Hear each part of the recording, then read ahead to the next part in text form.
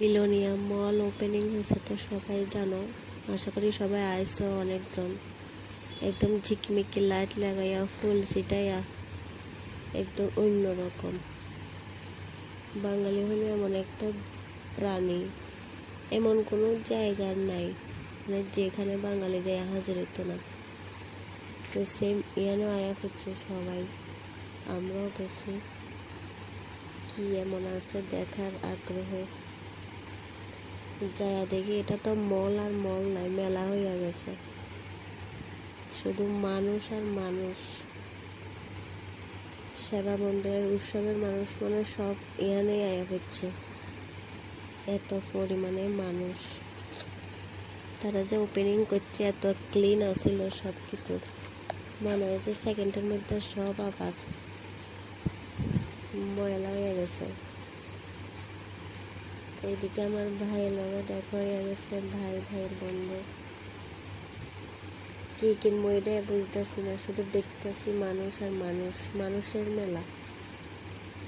মানুষ কিনতেছে, দেখতেছে, আমরাও দেখতেছি।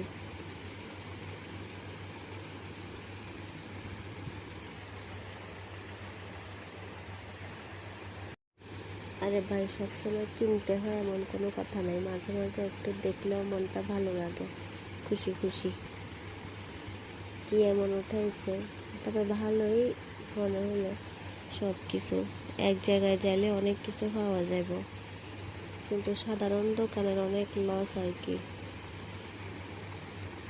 এত মল যদি বিলোনিয়া শহরে হয়ে যায়, সব কিছু যদি মানুষ এখান থেকে কিনতে চায়, তাহলে সাধারণ দোকানে আর কে যাইব?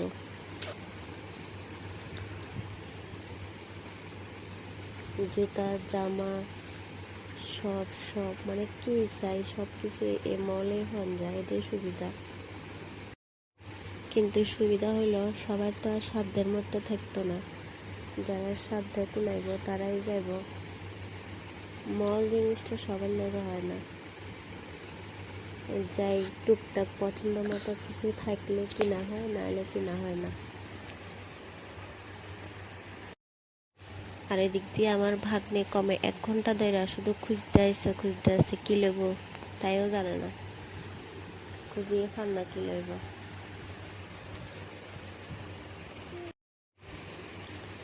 তবে জুতার ভালো ভালো কালেকশন আছে, কিন্তু আমার পছন্দের না। অনেকজনের পছন্দ হইতে পারে, ভালো ভালো কালেকশনের লিখে করছি। আবার কেউ তো আবার করবো ভালো ভালো কালেকশন করছো আবার এখানে